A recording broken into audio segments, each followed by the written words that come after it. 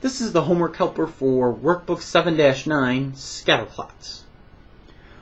So remember, what we're doing when we're making a scatterplot is kind of like making a line graph, except you don't connect the dots. That's really all a scatterplot is.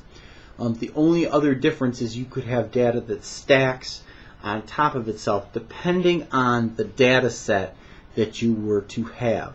For instance, if I was looking at the data set that shows the I-STEP scores of 7th graders and 8th graders, it's possible that 2 7th graders could have the same score.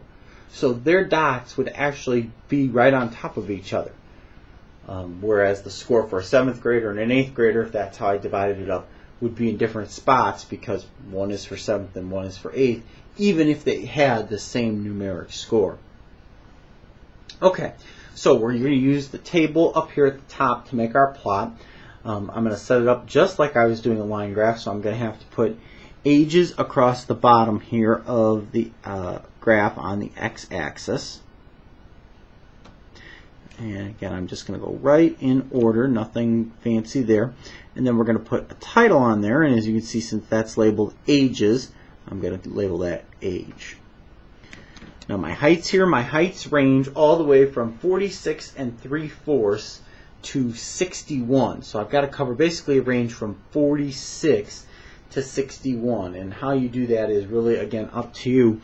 What's important, though, is that you start at 0, and then once you start, you actually go up by the same interval each time. So I'm obviously going to skip some numbers with my squiggle mark again, but where I'm going to start here is going to be right at 46, and then I'm just going to go up by 4s. And I could choose another increment if I wanted to, but that's kind of the one that's going to work. I know there's a little more space than that on the graph, but that's not a big deal. We could go up by 3s. It would get the job done. And of course, I'm going to label that axis, and that's heights. And as you can see in parentheses there, it says IN, which means that those are heights in inches. Alright, so now all I have to do are lay down the dots on the graph that match up with each coordinate pair. So for 6 and 46 3/4, up from 6, I'm going to go just past the 46 mark and put a dot. At age 7, I was 49 inches tall, so I'm going to go up from the 7 until I hit 49, just under the 50, and put a mark. At 8 years old, I was 51 inches tall, so I'm going to go up from the 8 until I reach 51. At age 9, 53 1/4 inches tall, so just beneath that 54 marker there. At age 10, 55 1/4 inches tall, so up from the 10, just past the 54 marker will get me up to 55 1/4.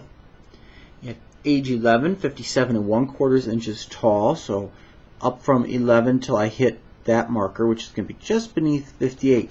Notice one thing I'm not doing is I'm not connecting the dots as I go, because remember, this graph does not do that. At age 12, 59 inches tall, so up from the 12 until I hit 59, so just past the 58 marker. And at age 13, 61 inches tall, so just beneath the 62 marker. And there's your scatter plot. Notice we are missing one thing. We are missing a title on this graph, so we need a title.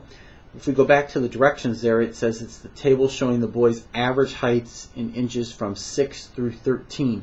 So we're going to label this boys' average heights.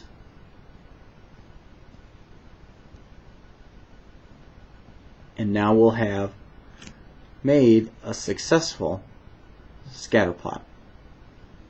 When we're looking at scatter plots, there's 3 different types of relationships that we talked about that can exist, and that's what they're asking about in question number 2. They're asking us to describe the relationship. If we were to connect the dots, there's a few things that could happen here. If I connected the dots, for instance, in number 1, which is what they're asking about, notice if I were to connect those dots, which I'm showing with my pen there, they kind of form a line that's heading up. That's called a positive correlation. As one number increases, the other one increases as well. One number's getting bigger, the other number's getting bigger. There could be, if we connected the dots, there's not, but there could be, a negative correlation. A negative correlation means that one number increases while the other number decreases. The one number is getting bigger, but the other number is getting smaller.